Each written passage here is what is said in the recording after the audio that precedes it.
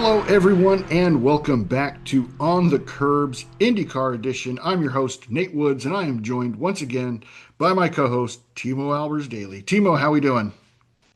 Not too bad, thank you, Mr. Woods. It feels like it's been a minute since we've done one of these, but it does feel darn good to be back. I was putting together the show Yeah, notes for this episode and looking through the teams, the bit of news that we've had since we last chatted, and feel refreshed for a new IndyCar season. How are you? yeah, I'm doing great. We're ready to dust off the cobwebs and get back to it. And it's not too far away. I mean, we got the first race here in just a couple weeks.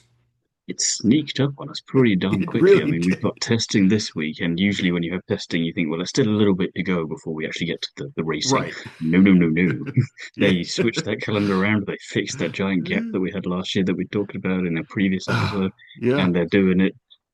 Not that they weren't doing it properly before, but they're doing an even more proper job of it. It feels. It feels like Fox and everyone else that have kind of come on board with IndyCar the last year or two have now got a good lay of the land and they've gone, right, we can start making these good positive changes. And that's already apparent with how quickly we're going to get into the Yeah. season. Well, in previous seasons, we've always talked about the big span of time between the first race and the second race. We'd We always go have to the St. opposite Pete. problem now. We have the opposite problem now. We would have basically a month between St. Pete and the second race, and then they gave us Thermal Club a couple years ago, and we're like, we all know how I felt about Thermal Club. Um, it was a non-points race, and then it was a points race, and now we've got what, four races in the first 6 weeks of the season. So, Something like that. yeah. And we've So got a street course. We I think we've got a road course, and we've got an oval an oval in there. already all So in there. So we're really going for it. yeah, I think a lot of this is probably pressure from Fox to be able to put out a consistent product, especially to compete against NBC's NASCAR coverage in the first half of the NASCAR season. So, I mean, it's Well, a I'll say one thing. I mean, I do follow IndyCar, obviously much closer than I follow NASCAR. But if you take the recent TV spots that IndyCar have been putting out with their drivers in comparison to anything else that advertising wise that NASCAR have been putting out, I know who has got my money in terms of I'd want to watch more of it. yeah, They've leaned into that Americanism very well there, and they've hit yes, the they nail do. very nicely Yep, on the head. And Will Powers, I sent that to you, and I thought that one yep, is my favorite of the lot so far. I yeah, just love how he was up for it. yeah, yeah. I think it just shows that the a lot of the IndyCar drivers are uh, we'll say larger than life personalities. They're That is a fun very loving. nice and Yeah. diplomatic way of putting Yeah. it. So, but yeah, we as we approach the season, we thought we'd put together a little refresher and let everybody know kind of where each team stands and kind of give our thoughts on how we think the season might play out. Well, I think only two, three of the teams at most have the same driver lineup this year as they did last year. So we have Yeah. subtle and big changes at the same time going hand in hand with each other. And Yeah. If it you looks set remember, already to be yeah. very exciting. Yeah, well, you remember what a couple seasons ago the silly season didn't kick off until like November. And when Mm, when when we found out the first driver move, and then, you know, was it was it like the week before the season started, we finally filled the last seat, and yeah, it I think that was the start of the was kind last of a season, wasn't it? surprise. That was Dale Coyne, Last I season think it was was, Dale wasn't it? Coyne with VK? yeah, with Renus VK, but a couple seasons ago, silly season started so late, and then this past season, we knew before the end of the season, basically, that Will Power was moving. We knew that Colton Herta was gone. There were all these chips that started falling like before the season even ended officially, and so we've kept up a little bit with it. I think we've done several It, episodes since it, the end of the season, but there's been it a lot balanced that's out though happened. as Yeah, well, because yeah, like you say, we knew about Power and Herta, but then only a couple of weeks ago, if that, we Dale Coyne once again striking yeah. Once just again, before the season starts with, in my mind, a slightly left field and unexpected driver announcement that we'll get to, which, yeah, of all the contenders, he was one of the people we thought might get it, but I don't know if we actually thought he would get the seat there. yeah, So lots of interesting storylines already this season, and that's Yeah, before we even get to the testing aspect, which we've that's already had right. the first day of. So Yeah, we've got a lot to get through. that's right. Well, let's jump into it. Team Penske. Obviously, we talked about Will Power leaving. We've discussed that here on the show, and with David Malukas coming on board to fill that seat, awful big shoes for him to fill, obviously. But Yeah, Joseph Newgarden and Scott McLaughlin are remaining at the team. it's going to be interesting to see how this dynamic works for this season because New Garden feels, to me at least, how it's been presented since I started watching IndyCar. Not that Will Power was sharper to one side, but it always felt more like New Garden's team. And Mm, now David Malukas has come in as this young, fresh-faced person to replace Will Power. We've got the back of that. We've got the second part of that storyline coming now after last year, and yeah. then you've got those two maybe vying for position in the team, and then you've got Scott McLaughlin, who very talented but quite underrated, I think, in some aspects, who Yeah. maybe just wants a clean season and wants to make it past the first lap of the Indy 500 at the very least. I think Um, that's probably if he wrote down goals for the year, I think Scott McLaughlin probably has a goal of completing a lap in the 500 as one of his which goals. is mad that that's even a sentence we're uttering, but that's the position we're in. But at the same time, considering where Team Penske were last year, they've got a mighty big job on their hands Mm, because, again, where do you set the expectations? Do you set them as low as what we're joking about with McLaughlin of we just want to get a full tour done of the Indy 500? right. They only won one race and they looked, oh, sorry, two races, but they looked Mm. atrocious for the majority of the season. Yeah. And Yeah. they really need a bounce back because at least two of those drivers are championship contenders in Mhm. theory from the Yeah. caliber of driver that they are. Right. But we know it's Yeah. not that straightforward. Yeah. With Malukas, obviously I'm a huge Malukas fan. I've touted his talent for many seasons now, and I All the think time I've known you. yeah, exactly. And I think we're finally going to see him in top tier equipment, and we're finally going to get to see what he is capable of. And uh, I think that's going to be, I think, we'll get into testing here in a little bit, but from what we've seen so far in testing, this is going to be an exciting team, just a team to watch, let Oh alone yeah, the purely from rest the of the inter-team field. dynamics. No, Yeah. exactly. But that's before you get to everyone else, and I will get my first Formula One reference out of the way straight away in this episode because David Malukas going up to Team Penske for me, just the correlation between George Russell moving up from Williams to Mercedes, To and I hope for Mercedes. his sake he doesn't have to wait as long to have a decent car to prove what Yeah. he's capable of in the Yeah. machinery. So fingers crossed. That's all Yeah. I'll say. So yeah, I mean, I expect this team to kind of put last year behind them. I mean, it was just kind of a weird You year. wouldn't want to carry it forward. The whole month of May for this team was just a nightmare scenario, and it just. I, I really hope for their sake that they can pull it out, and for our sake, as spectators, we want Team Penske to do good. We want them to, you might not like the team, you might not like the drivers, but this is a key piece of the puzzle to make the season competitive. You go back to the adverts that Fox have been putting out, they pretty much present a new garden as a cold-blooded serial killer living in your local Yes. neighborhood. So, like you said, you don't have to necessarily be a fan of him, but you've got to respect the cold-hearted ruthlessness of him when he's Yeah. racing. And you saw that at the season finale Mhm. last year, and you've seen it at plenty of other times. And you go, you just need to give him a sniff, and he will go for it. So Yeah. you want to have that pantomime villain thrown into the mix as often as Right. possible, even if it Yeah. doesn't go your way all the time, because that's what makes it interesting. Yeah.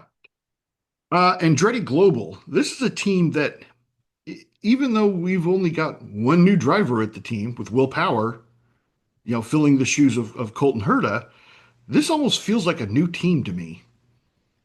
Yeah, I know what you mean. It feels like he's a breath of fresh air in the team, which is Mm, kind of interesting to say after considering how long rather that Will Power's been in IndyCar and mhm, been with Team Penske in particular. But he feels lighter from the way I've seen him mhm. talking, interacting, the advert, obviously. I don't know if we would have seen that Yep. from him in a few Yep. years ago. Um, and comfortable with the team. spent as much time with them as possible since he's been allowed to go Mhm. over there and get involved in everything. And talking about Newgarden being sort of pantomime villain, Will Power is also on that level, but for different reasons. He's there to spoil that party and hope that even Mhm. if they do have good machinery, he wants to stick it to both the team as a whole because it proves that he can go somewhere else and he's still got it, Yep. but also then beat the guy that replaced him, and it would be a great Right. sequel to that Portland race last year. Yeah. Yeah. Um, and then in the mix, you've got Kirkwood and Ericsson, where Kirkwood looked like a championship contender early in the season, dropped off quite a bit. But I wonder if, and again, let's get some F1 analysis in here Mhm. while I'm hot on them. If you've got Will Power doing his Lewis Hamilton Ferrari style move after so long, you've got Kirkwood maybe having a Piastri moment of going, I was in the mix. It didn't quite work out. Let me see what I can do this time because he is capable. Mhm. We weren't too sure what happened to him last year. We kept trying to figure it out. It just the answers never came. Right. And then Marcus Ericsson, he needs a good season. I think that Yes, he much we does. can agree on. Yeah. He's not quite Scott McLaughlin levels of I just want to make one tour around the Indy 500 because at least Scott was consistent. He was just kind of Mhm. he was always in and around the action. He just never got that one really great moment. But Marcus Ericsson, if he doesn't have a good year this year, there could be a free seat to that team for Yep. Bennett Helger or someone else in 27. Yep. Exactly. Yep. I totally agree. This has to be a good showing season for him. Marcus Ericsson, the last couple seasons feel like he has struggled and definitely been the third wheel at Andretti. And so I think this is going to be a proving season for him for sure. Kyle Kirkwood, if he can kind of recapture that magic he had at the beginning of last season, it definitely possible for him to finish a good amount better than where he finished last year. Yeah, no, I definitely agree. It was just that longevity was the issue. It seemed that that's the only thing we can think of is maybe that was just the endurance of the season. Once you got into it, obviously after that first initial gap of 5 months between the first and the third races, Right. it was. We talk about how it's always interesting to see which drivers can develop positive and negative momentum and how easy it is to get out of the negative and switch that round when you have two races in a weekend or three races back to back to back Mhm. on a weekly basis, and he bluntly figured out how not to do it last year, and it cost him. Whereas this time, let's see, maybe he's learned some things. We're going to find out, and I think the Andretti as a car and as a team, they are very good. They are capable of championships. It's been a minute, but they do have three drivers, and I will include Ericsson in this, who are all capable. You've got one who's Wilbauer, who he's got just so many fun points to prove, and I think he just wants to have. He's got that feeling of I don't have the pressure on me in a lot of ways, so I can enjoy it, and that's going to make him even more deadly behind the wheel. Kirkwood Right. wants to fix last year, and Ericsson. What a turnaround that would be if he doesn't necessarily win the title, but is at least a contender and wins a couple of races and goes, okay, ignore the last couple of Yeah. years. I'm fine. Well, a team that feels like its status quo is Arrow McLaren. One of the few that Pato stayed the Award, same. yeah. Pato Award, Christian Lundgaard, and Nolan Siegel. And, we talk about Marcus Ericsson needing a good season. Nolan Siegel. I mean, I mean, Yeah, uh, you know, I know I don't want to say a paid driver, but because Arrow McLaren clearly doesn't need the money, but Nolan Siegel's always felt like a funny hire for me, and I think this is a season where he has to really prove himself. Christian Lundgaard, had a great season last year, and hopefully he can carry momentum going into this season as well. And then Pato Ward, I think, obviously is a perennial. We'll say he's going to be one of those drivers. I think can be a serious contender at the end of the season. yeah, and he was at the end of last season as well. It was a case of maybe a bit too little, too late, but at least he was there, which is going to be Yeah, my more generous yeah, aspect. Because if you go back and listen to what I was saying about him towards the end of last year, I wasn't as polite about it. right. But I think yeah, he, Howard, Kirkwood, Newgarden, they know what the low is like. We'll Mhm. get to him in a minute, and you cannot give the man half an inch because he Yeah. will run 6 miles away in no time and be lapping you. So Pato knows what he's got to do now. And I don't necessarily think that he didn't know what to do before, but he's got a much better understanding, I think, now on what it's going to take in the same way that Kirkwood is going to hopefully have learned that he needs to stretch out his capabilities across the season. He can't just rely on bagging some things early on and hoping that something happens to his rivals. Uh, Lundgaard, solid first season, I think it was last year with McLaren. Mhm. Good season, no notes. Siegel, I agree with you. I think if he was with a different team, we wouldn't be surprised to see him retained.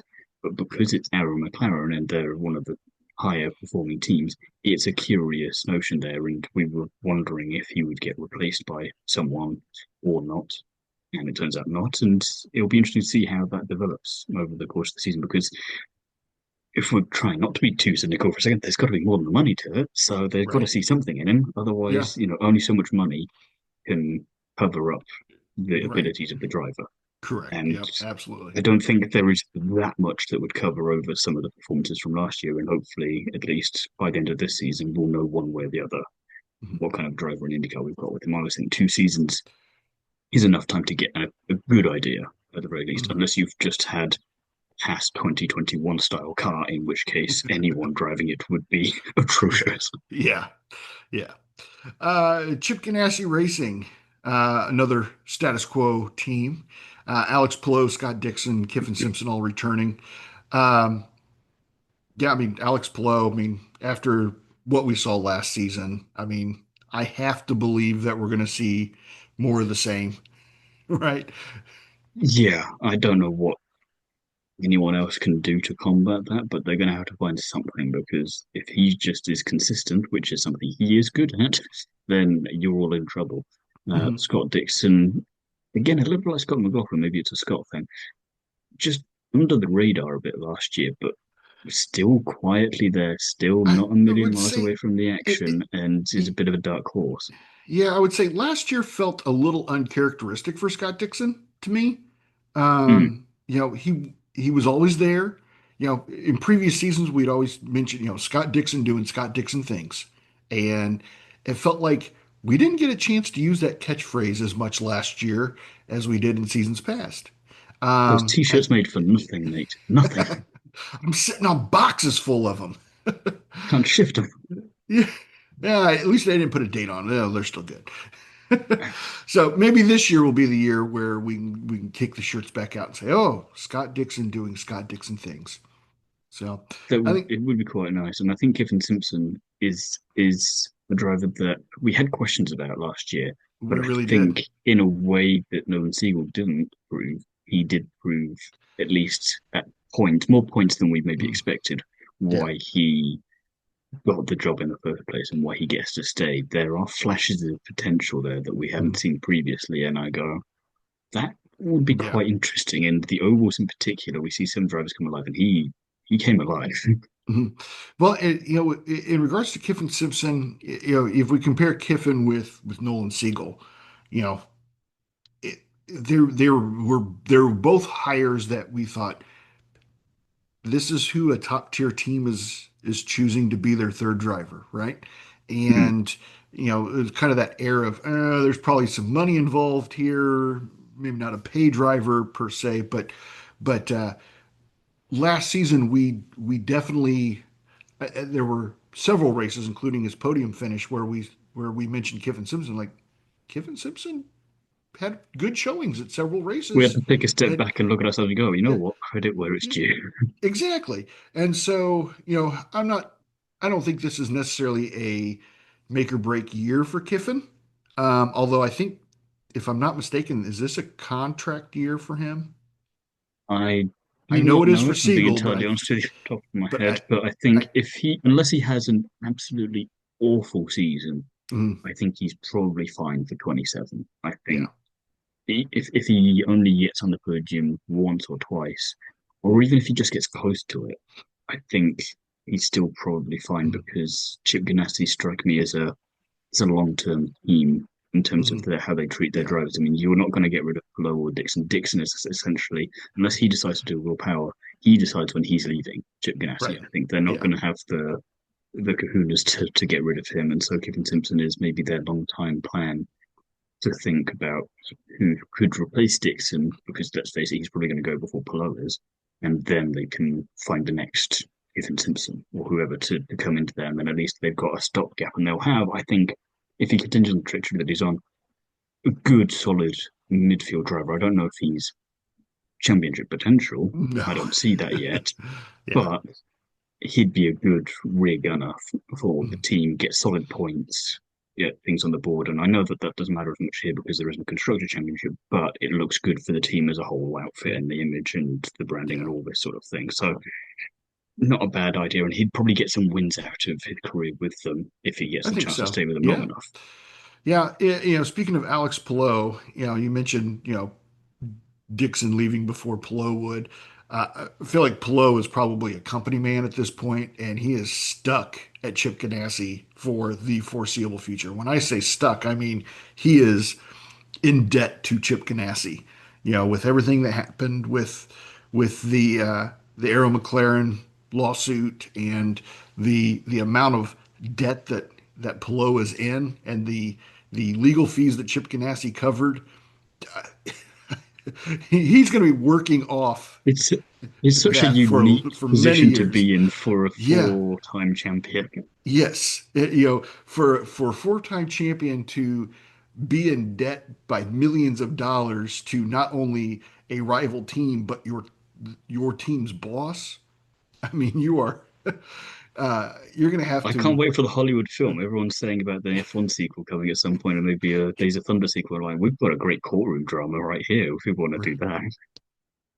A.J Foyt Enterprises. We got a new name in IndyCar, rookie coming in.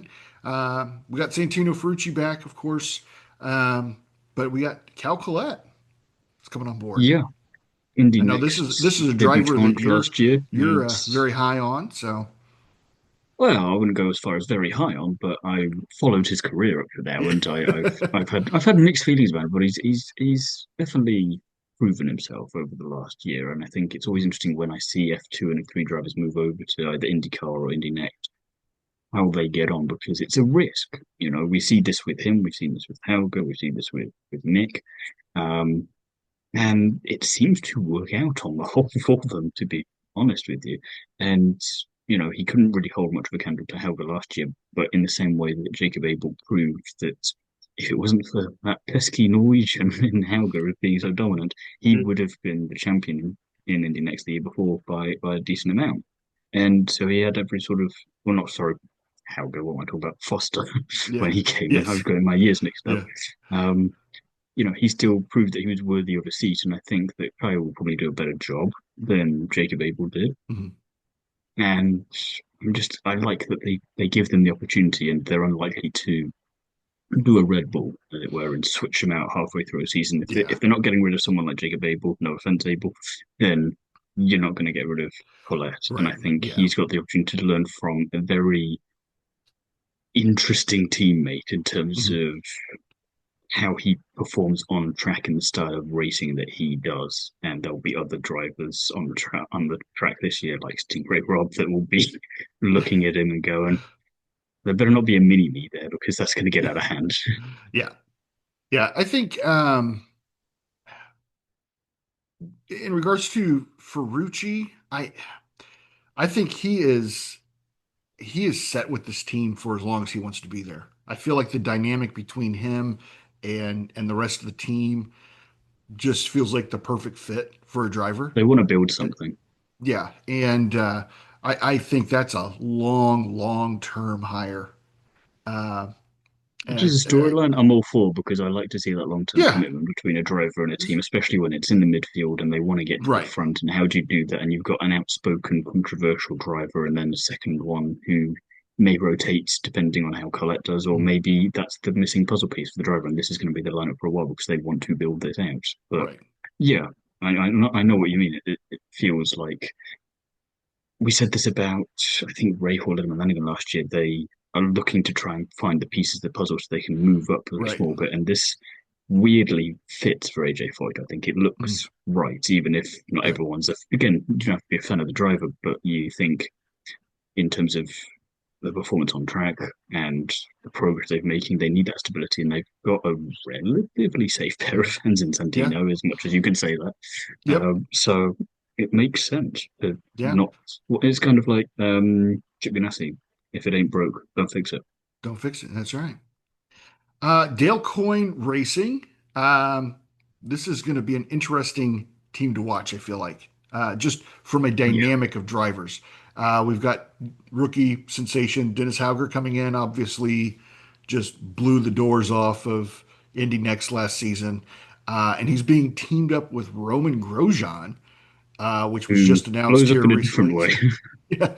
And, you know, Roman Grosjean, obviously a world-class driver with his years in F1 and, coming to IndyCar and the seasons that he's been here, Dennis a he has a real possibility to learn from a top tier driver at a mid tier, maybe bottom tier team. So, um, it's going to be a huge benefit for him. I like this pairing.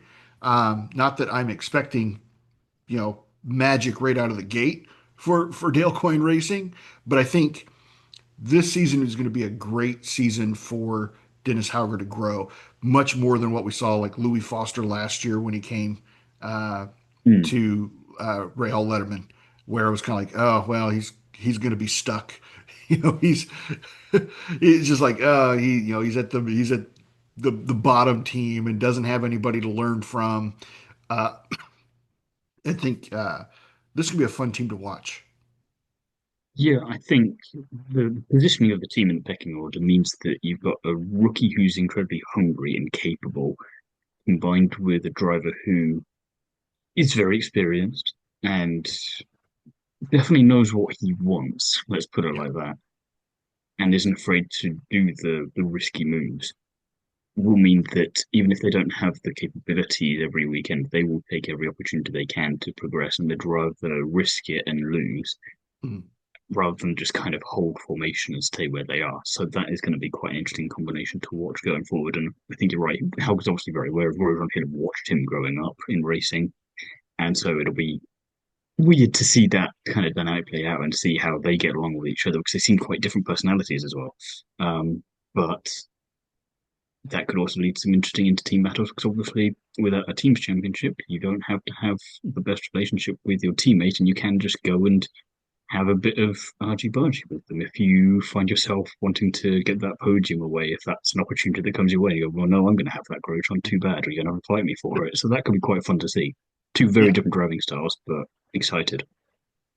Yeah. Ed Carpenter Racing, Alexander Rossi and Christian Rasmussen. What do we think? Another case of if it ain't broke, don't fix it. That's They right. seem to be one when one did well last year, the other one didn't do too well, and then vice Mhm. versa. But I think they'll probably learn from that. And no notes really. They just seem quietly to get on with things in the same way that I'm Yeah. seeing Audi currently just Mhm. quietly getting about their business in F1 testing. They're just sort of, Yeah. we know what we're doing, we've got a program, we're getting on with it, we got some good results, Mhm. let us work. This is one of those teams that made some hires in the off season for Mm, personnel that you can tell. I mean, Ed Carpenter Racing obviously has been around for a long time in IndyCar. I mean, we're talking 20 plus years at this point.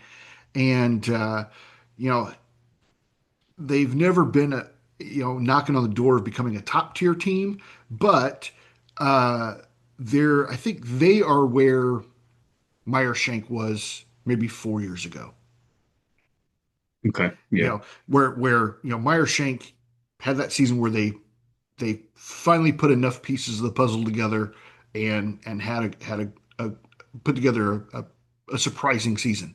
And so I think this might be a season for Ed Carpenter that we might be surprised by.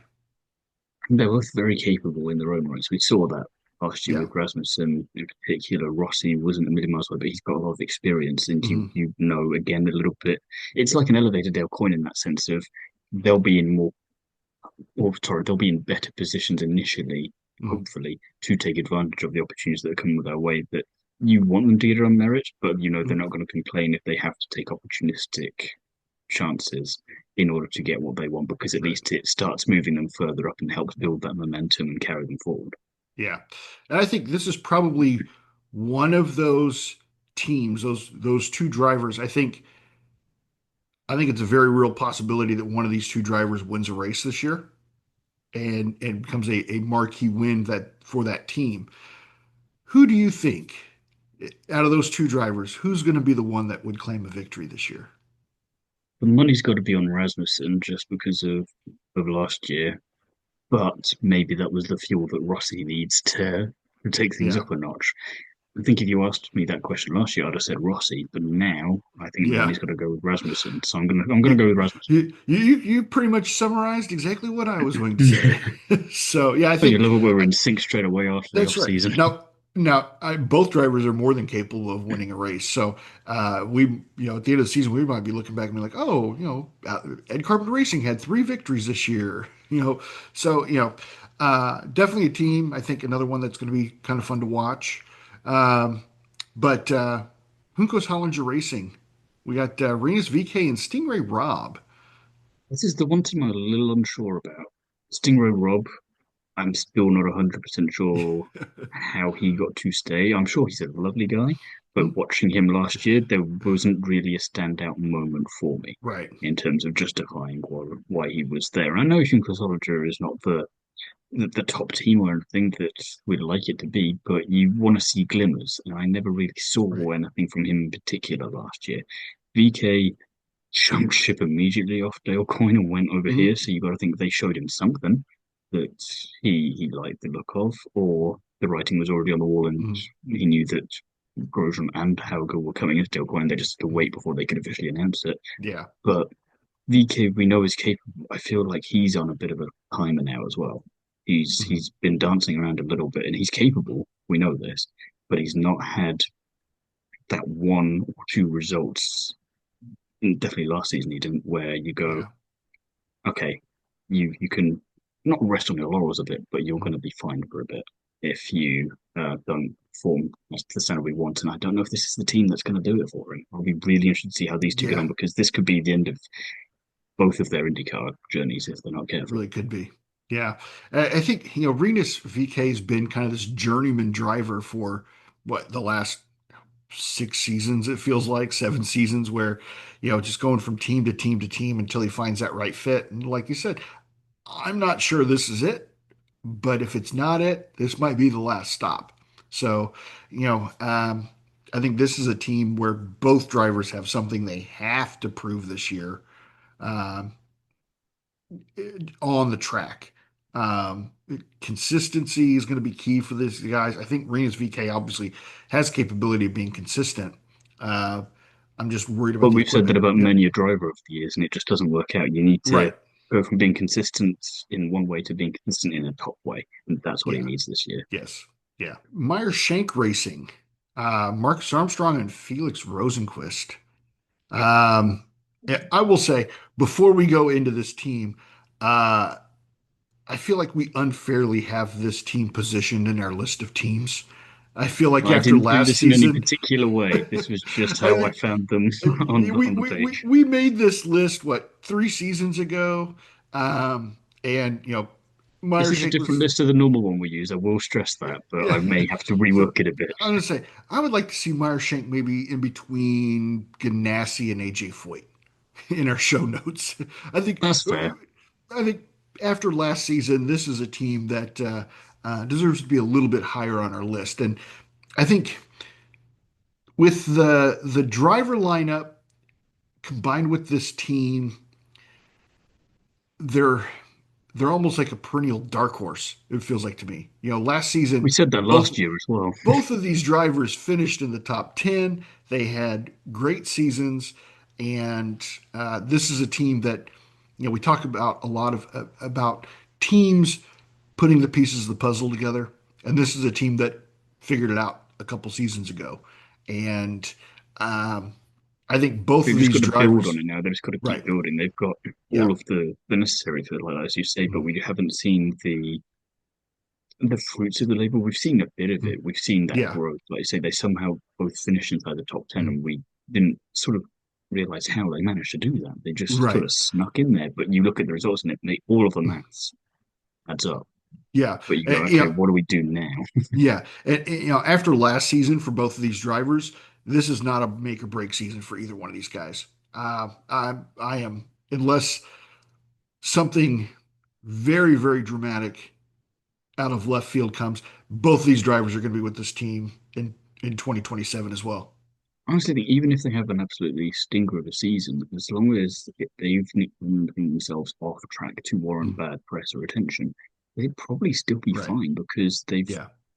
You look at Team Penske and you go, well, you know that wasn't the drivers. You Right. know, all three of them didn't suddenly forget how to make things Mm, work. You look at Andretti and you think, okay, only one of the drivers there really wasn't performing, but you have the history to back up why he deserves to stay. These two, they don't necessarily have that longevity in the same way that those other drivers do, but you know what they're capable of, and you go, well, right. if it's not working out on track for them, they've not suddenly forgotten how to do IndyCar, so there must be something deep Right. going on. So I think who else would you get to replace them? Because again, you're starting from scratch with a new driver for next year if you do go down that Mhm. path. Stick with that consistency, build out that team trust in the process. And I think that works out more times than not. You see, I can't think of an obvious example of a team that's chopped and changed so frequently that it's worked out for them. And you go, oh, it's just the driver that's the Yeah. issue. Yeah. Yeah. Yeah. And you know, I think both these drivers, I think we're going to see, I don't want to say status quo, but both these drivers are going to be top 10 drivers again this year. I don't foresee a scenario where either one of these drivers has a bad season. I think Meyer Shank has put together a great team behind these drivers, and both drivers have shown, you know, over the course of several seasons now that they are, I don't want to say they're championship winning caliber drivers, but uh, you know, the season is new. We haven't had the first race yet. We don't know. Yeah, we might be coming into the summer break in IndyCar. I mean, like, you know, Marcus Armstrong has a 10-point lead over Alex Palou. We don't know yet, but stranger things have happened. I think maybe someone's had a bit too much Kool-Aid this morning for that to be the truth, but I didn't we put it. can't rule it out. I didn't put any Irish whiskey in my coffee this It's morning. So just Scottish. yeah, I think that the only way they would have a quote unquote bad season is if it's just an incredibly tight field Mm, and they say, for argument's sake, it's 15th and 16th we see them in, but there's 10 points or right. the equivalent of or 20 points between Yeah, 16th and 5th. Then you still go, well, under the right. circumstances, that's just a coin toss between, you know, what happens in one race versus another and just racing at that point. Right. So I think that there isn't, barring anything calamitous, like you say, there isn't a bad scenario for them this year. Yeah. Yeah. Rahal, Letterman, Lanigan Racing. We've got a new addition to the team, rookie Mick Schumacher, rookie to IndyCar, we'll say. And so he doesn't Uh, like being called a rookie at the moment because he says, yeah, I've been racing long enough that I shouldn't yeah, be a rookie. yeah. And of course, Graham Rahal's back, and Louis Foster is back with the team as well. They replaced the weak link in the chain. Let's Yeah, rip that band-aid off immediately. yeah, yeah, There would have been some interesting conversations between us if they had kept the same lineup from last year. I'm glad Mick came in. I'm glad that he's getting this chance. He proved himself more capable in the test that they had in September, I think. mm, And then he's been doing what Will Power's been doing, but for a bit longer. He's just been able to bed himself in and feel really familiar with the team. And I think he comes across in interviews as quietly confident. He knows there's a lot of mm, work to do, but mm, he's not alien to that. And obviously, he's had experience of a very tough nature in Formula One. He won an F2 championship. He's then been in WEC, which is a whole completely different style of racing mm. altogether. And now going into IndyCar. And I think he's someone where I don't know what to expect this season, but I'm going to be he's going to be my David Malukas in terms of if we're going to have that comparison between the two of us. He's Yeah, going to be the one I'm just going to quietly keep hoping does well because I feel yeah. like this could be something quite special if it goes just right. I hope for the team that it is something special. But, you know, with, being an American, following American racing, but also as an F1 fan, I've, been a long time F1 fan, even, back into the early 90s. And, you know, with a lot of rookie drivers, we see them come up, Dennis Hauger, Louis Foster, Cal Collette, we see them come up through the IndyCar chain. And so we can, as an American, we can follow their career week in, week out. With Mick Schumacher, I think most Americans remember him from his abysmal F1 career and being that guy that was consistently finishing outside of the top 16 or 17. And so I feel like as much as I want him to have a great season from just a sheer spectator.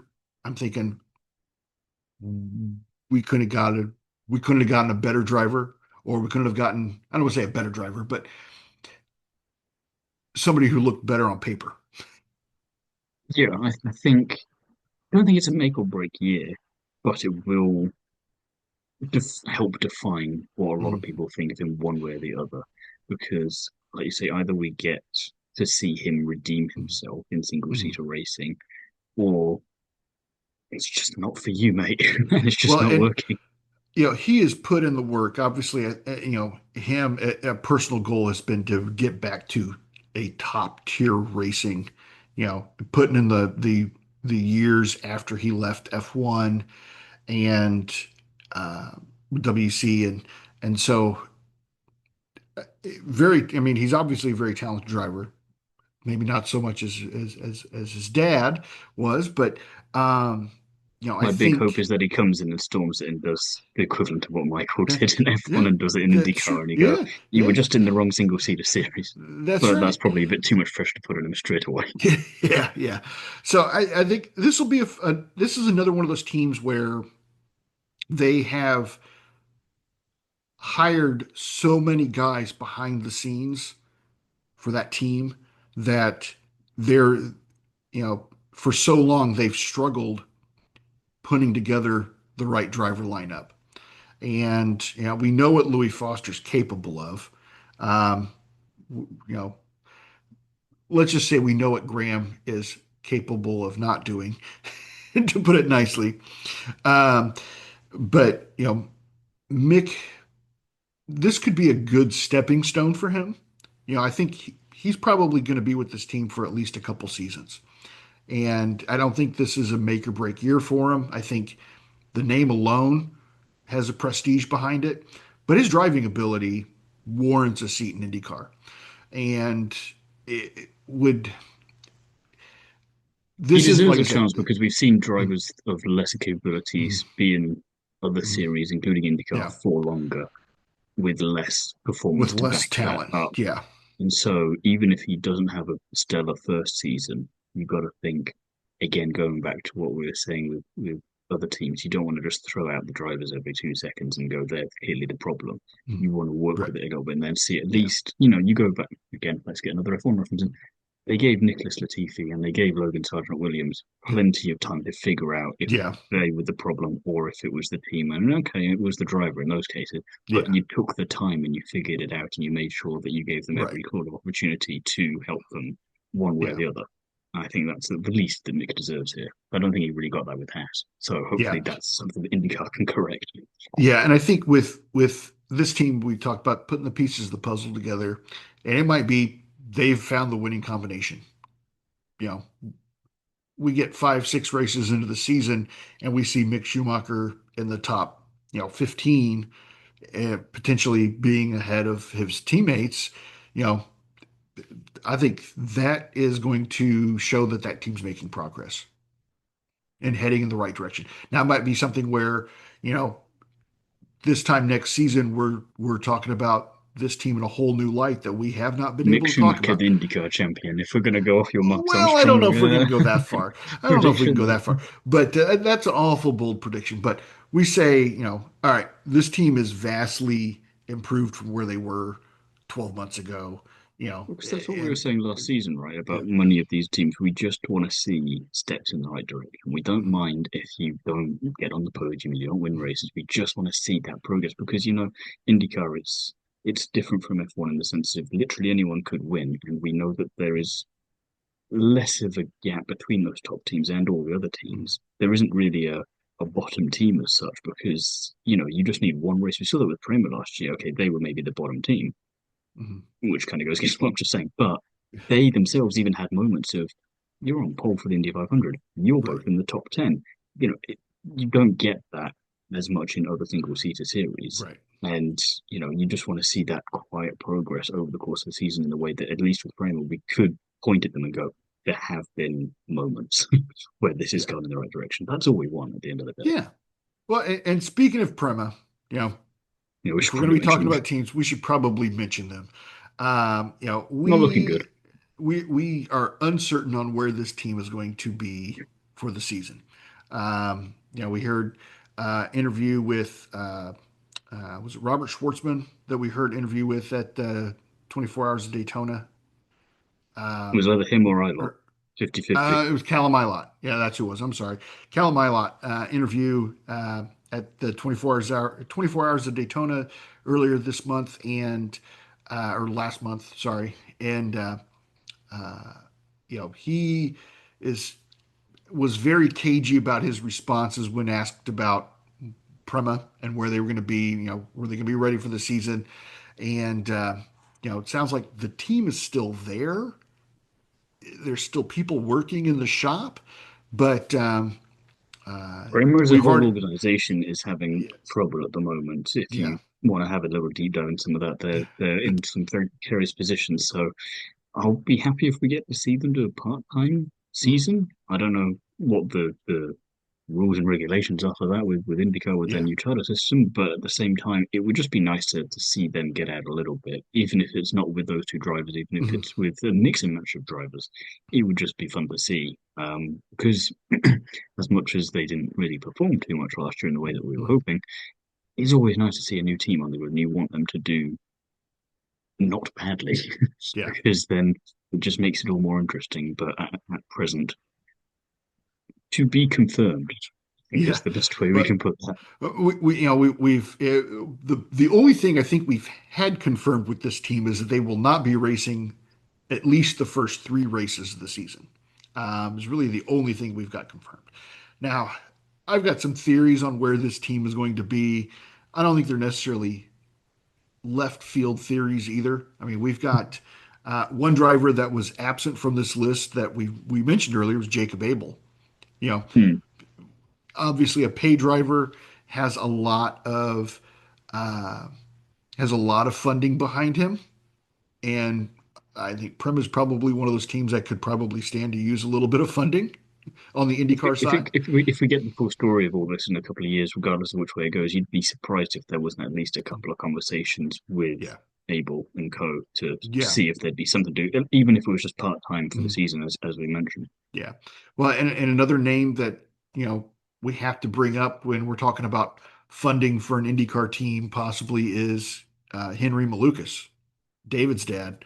Yeah. This is a guy that you know worked hard to get his son into IndyCar, and I think at some point the dream was probably Henry was going to have his own IndyCar team for his son to race at, and then his son got good enough to get put into top tier equipment, and Dad didn't need to fund it anymore.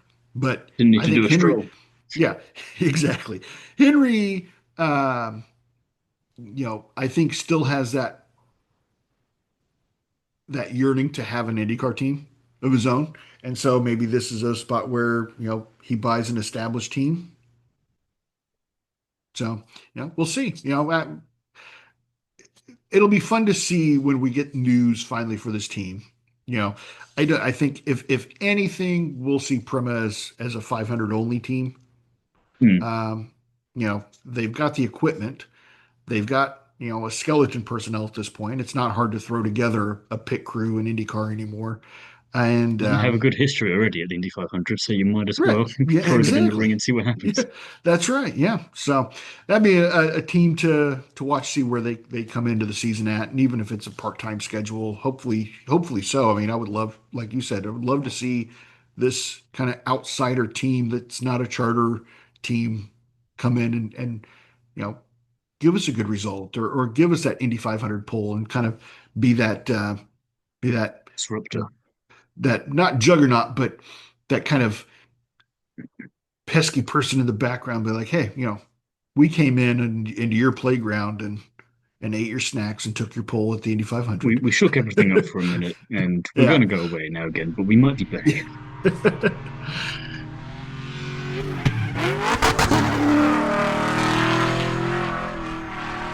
That's all for part 1 of this 2026 IndyCar preview for On the Kerbs.